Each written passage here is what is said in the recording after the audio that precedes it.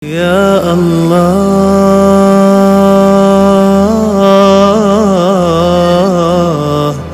Ya Alhamdulillahirrabbilalamin. Faslun fi Allah. kuhlihi. Fasal tentang celak Rasulullah sallallahu alaihi wasallam. Kanat lahu mukhalatun yaktahilu minha. Rasulullah ini punya tempat celak. Mukhalah, tempat celak. Yaktahilu minha, dari tempat celak ini Rasulullah memakai celak bukan sekedar dengan pekerjaan, tapi dengan anjuran secara lisan. Beliau menganjurkan kita sebagai umatnya untuk bercelak. Apa sabda beliau? Iktahilu bi ithmidin fa innahu yajlul basar wa yumbitus sya'ar. Ini lagi-lagi yang saya kasih tanda kurung, kemudian saya tebalkan. Ini adalah hadis yang subhanallah ketika saya potong kok ada kesesuaian dengan Bahar Rojaz, sehingga langsung saya iktibas atau saya ambil saja tanpa saya tambah, tanpa saya kurangi. Ya, bi ithmidin fa innahu yajlul basar wa yumbitu sya'ra fa khudh hadzal khabar. Jadi Rasulullah menganjurkan iktahilu bi ithmid. Wahai umatku, bercelaklah kalian dengan celak ithmid. Apa celak ithmid itu? Celak dari bahan batu granit. Kalau batunya yang mungkin jenengan tahu, biasanya orang-orang dari haji pulang, ya. Kalau kita biasanya kita gosok-gosok di batu. Nah, ini namanya celak ithmid. Apa faedahnya wahai Rasulullah? Fa innahu yajlul basar, bisa membuat pandangan terang, bisa membuat pandangan tajam, wa yumbitus sya'ar, dan akan melebatkan bulu mata. Kalau bulu mata lebat, ya, apalagi sampai cekung ke atas, masya Allah, ini bagus. Ya, asal bukan buatan yang asli. Terkadang kalau yang buatan keterlaluan, terlalu panjang, terlalu tebal, dan terlalu melengkung ke atas, ya, ini kurang bagus. Yang bagus kalau asli, panjang, dan tidak lurus ke depan. Karena ada sebagian orang alisnya atau bulu matanya ini panjang, ya, tapi lurus ke depan, nggak melengkung ke atas. Ada. Ini bagus. Cuma lebih bagus lagi kalau seandainya cekung ke atas. Rasulullah menganjurkan kita bercelak dengan ithmid agar demikian, agar bulu mata lebat. Kalau bulu mata lebat kelihatan bagus, gitu ya. Karena bab yang saya baca ini bab bercelak, sebelum datang saya harus bercelak duluan. Dan bercelak ini nggak identik dengan wanita, ya. Laki-laki nggak masalah bercelak. Niat untuk mengikuti sunnah Rasulullah Sallallahu Alaihi Wasallam. Nggak bisa setiap hari, ya sudah, kita lakukan walaupun minimal sekali dalam hidup kita, sehingga kita masuk dalam bagian orang yang pernah melakukan sunnah Rasulullah, yaitu bercelak. Abu Yazid Muhammad itu hanya beberapa kali, ya, nggak sering. Ayah beliau As-Sayyid Alawi itu bercelak terus, nggak pernah nggak bercelak, ya. As-Sayyid Alawi Al-Maliki, makanya di foto-fotonya masya Allah beliau selalu bercelak. Jadi nggak harus wanita, tapi bagi wanita lebih bagus lagi kalau bercelak, gitu ya. Khudh hadzal khabar, ambillah dan fahamilah hadis ini. Rasulullah bercelak kapan waktunya? Menjelang tidur, yaitu di malam hari. 3 kali antara mata kanan dan mata kiri. Menggunakan apa? Menggunakan jari jari kelingking ini, ya. Menggunakan jari yang paling kecil, yaitu jari kelingking. Jangan menggunakan ibu jari atau jempol, ya, nanti jadinya terlalu tebal, dikira pocong sampean nanti, ya. Jadi pakai ini jari kelingking. Kemudian beliau mengambil secukupnya, dimulai dari sebelah kanan, yaitu tepi kanan. Kalau dimulai dari mata kanan, berarti dari tepi kanan.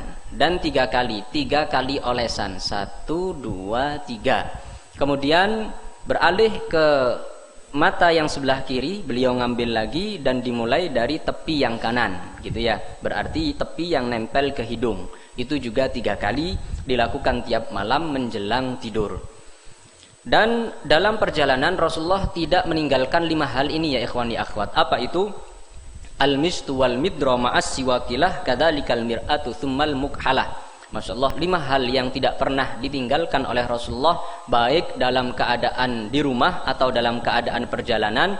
Alhamdulillah saya nazamkan dalam satu bait, al-midra wal mistu ma'al siwakilah kadzalikal mir'atu tsummal mukhalah. Apa itu sisir? Rasulullah selalu membawa sisir, menunjukkan Rasulullah ini perhatian dengan penampilan. Ya, perhatian. Bagi laki-laki harus perhatian dengan penampilan, apalagi dia ada pada posisi yang diperhatikan orang. Ya maaf seperti saya, ini kan posisi yang diperhatikan orang, itu harus memperhatikan penampilan. Ya, harus kelihatan tampan kalau laki-laki kan gitu. Nah, ini harus diperhatikan, dan Rasulullah memperhatikan penampilan. Beliau sering bercermin kalau mau duduk di tengah-tengah para sahabatnya. Ini bagi antum ya ikhwan, kalau mau Jumatan, kalau mau taklim itu harus dari segi apa? Dari segi aroma badan, dari segi kebersihan pakaian, itu harus diperhatikan sehingga nggak mengganggu orang sekitarnya. Apalagi Jumatan, ya jangan sampai nggak mandi, nggak gosok gigi, ya bangun tidur langsung berangkat, sudah gitu di soft paling pertama, ya di soft paling pertama ya Allah menguap, wah gitu. Nah ini bisa mengganggu orang yang sekitarnya. Orang yang di sekitarnya mendengarkan khotib, khotibnya Masya Allah menyampaikan tentang akhirat, menyampaikan tentang neraka, banyak yang menangis. Nah ini yang satu keganggu, ya nggak jadi menangis ini akhirnya. Menangis bukan karena takut neraka, menangis karena baunya nggak sedap ini. Ya, walhasil ya ikhwani akhwat, di sini bisa kita ambil pelajaran betapa baginda Rasulullah Shallallahu Alaihi Wasallam sangat memperhatikan dengan penampilan beliau. Tapi, nah ini ada tapinya ya ikhwan. Bagi seorang ikhwan itu jangan kelewatan. Masya Allah bercermin terus. Ya, ini kalau bercermin terus itu ya wanita biasa. Wanita memang harus kayak gitu ya. Bercermin terus. Ya, nggak mau miring 1 mili saja nggak mau kerudungnya. Ya. Kalau ikhwan sudah gampang, simpel-simpel saja. Ya, yang penting kancing baju jangan tertukar. Sudah sama gini wis. Langsung melihat di cermin, oh sudah pantas, cukup sudah, nggak perlu kelewatan bagi laki-laki. Kenapa? Biar waktu kita nggak habis begitu saja di depan cermin, gitu ya. Cuma butuh memang ada cermin besar secara zahir, juga ada cermin secara batin. Apa itu cermin secara batin? Kita harus bercermin atau introspeksi diri. Kita mandang siapa saya ini, ya. Ketika mau mencari jodoh, ya. Sudah nggak usah muluk-muluk, nggak usah tinggi-tinggi. Ya yang diukur dirinya sendiri. Wong dia ya kayak gitu ya. Sudah jangan wah saya pokoknya ingin dapat yang kayak gini, yang kayak artis saya. Kalau bukan kayak artis saya nggak mau. Sudah nggak perlu. Ya perlu ngaca biar kita tahu diri dan biar kita apa bisa menyesuaikan pasangan yang bagaimana sesuai dengan kita. Nah, tayyib. Kita lanjutkan. Apalagi midra. Lah midra ini adalah seperti tusuk yang terbuat dari besi atau terbuat dari kayu, khusus digunakan oleh Rasulullah untuk merapikan rambut yang sulit dirapikan dengan sisir. Nah, sisir ini kan banyak giginya sisir itu, istilahnya apa? Ya, giginya sisir itu kan banyak. Jadi nggak kuat kalau seandainya ada rambut sulit untuk dirapikan. Apalagi tipikal rambut Rasulullah seperti yang kita baca di awal, tidak keriting sekali, tidak lurus sekali, melainkan sedikit ikal dan bergelombang.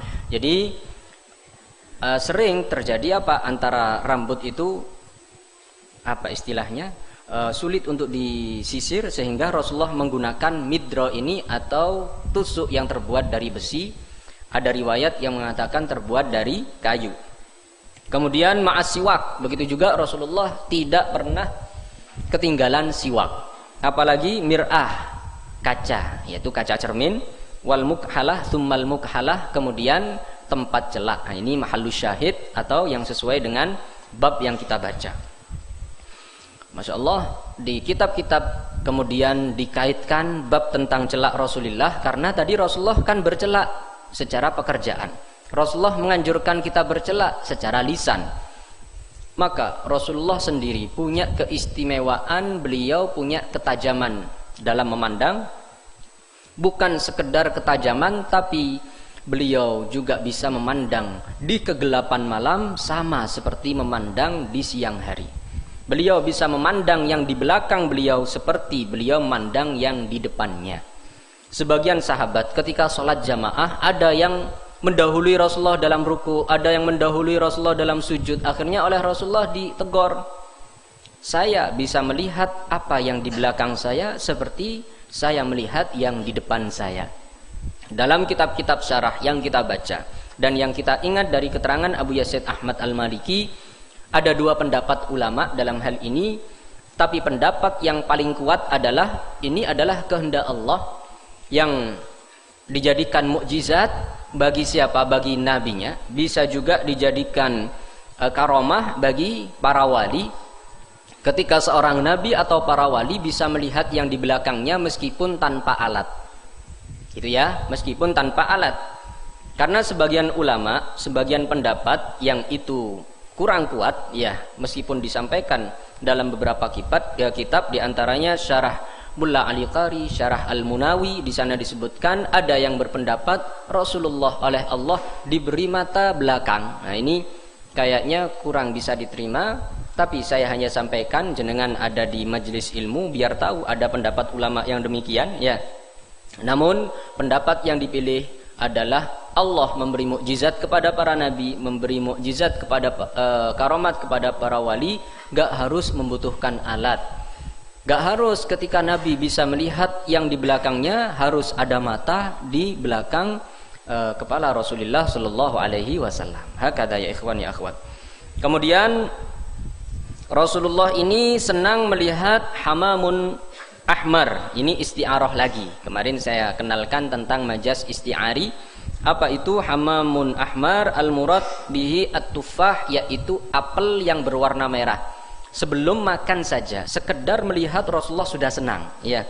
Apalagi hijau-hijauan, yaitu tanaman-tanaman, tumbuhan-tumbuhan, Rasulullah senang.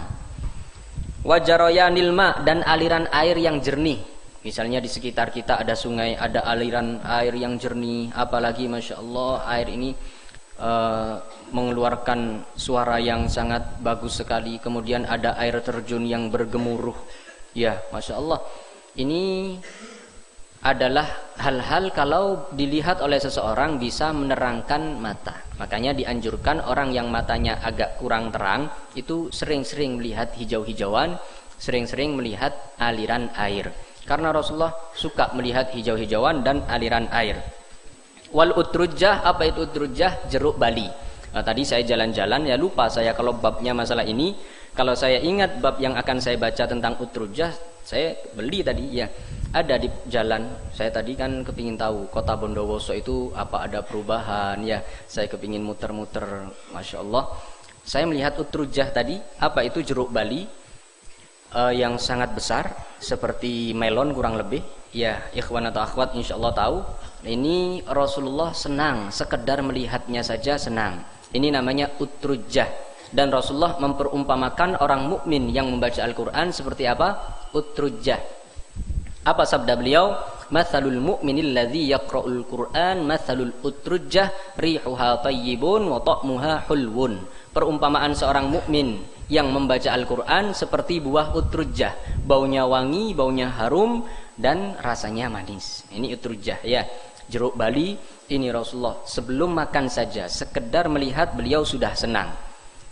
Sekali lagi yang kita ambil pelajaran di sini bukan sekedar Rasulullah senang melihat utrujah, tapi yang kita petik lebih dari itu betapa bagaimana para sahabat punya ihtimam atau punya perhatian besar dari apa yang disukai oleh Rasulullah. Bahkan yang dipandang oleh Rasulullah saja diperhatikan oleh para sahabat.